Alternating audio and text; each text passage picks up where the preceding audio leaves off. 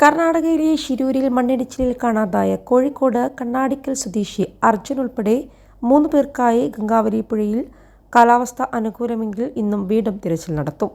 13ാം ദിവസമായ ഇന്നലെയും തിരച്ചിൽ പുരോഗതിയില്ലാത്തതിനെ തുടർന്ന് ദൗത്യം അവസാനിപ്പിക്കാനായിരുന്നു അധികൃതരുടെ നീക്കം.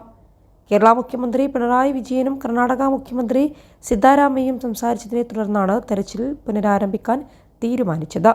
പുഴയിലെ മണ്ണ് നീക്കി ലോറി പുറത്തെടുക്കാൻ തൃശൂരിൽ നിന്ന് dredging machine സംഭവസ്ഥലത്തെത്തിക്കും.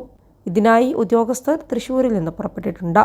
കൃഷിവകുപ്പിലെ 2 assistant director, machine operator എന്നിവരാണ് ഷിരൂരിലേക്ക് തിരിച്ചത്.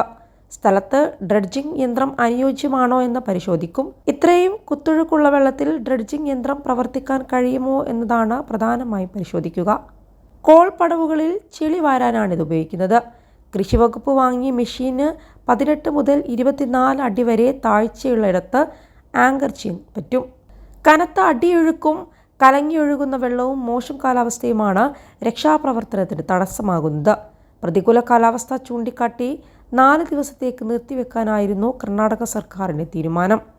കാലാവസ്ഥ പ്രതികൂലമായതിനാൽ രക്ഷാദൗത്യം ദുഷ്കരമാണെന്ന് കാർവാർ MLA പറഞ്ഞിരുന്നു.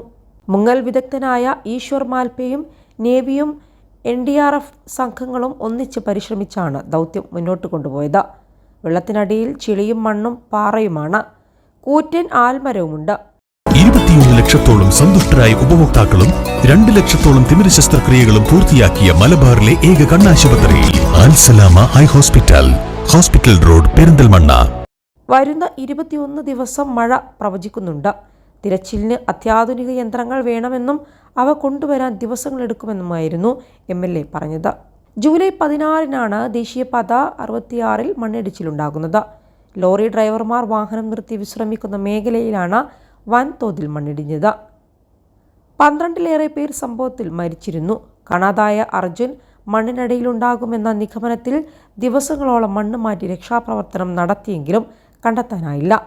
തുടർന്ന് നദിയിൽ ഡ്രോൺ സാങ്കേതികവിദ്യ ഉപയോഗിച്ച് നടത്തിയ തിരച്ചിലിൽ 4 പോയിന്റുകളിൽ ലോഹവസ്തുവിൻ്റെ സാന്നിധ്യം സ്ഥിരീകരിക്കുകയായിരുന്നു.